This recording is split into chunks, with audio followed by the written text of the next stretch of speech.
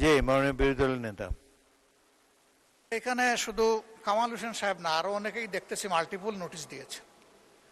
তা আপনি তো এর আগে অনুরোধ করেছিলেন যে পার্টিকুলার ডে এর জন্য সিঙ্গেল একটা নোটিশ সাবমিট হবে। জি, ওইটাই যদি সবাই ফলো করেন তাইলে কনফিউশনটা হয় না। এখন সম্ভবত আস্থার জায়গা থেকে ওনারা সমস্যায় ভুগেন যে কোনটা দিলে কোনটা গ্রহণ হয় আবার কোনটা পড়ে যায়।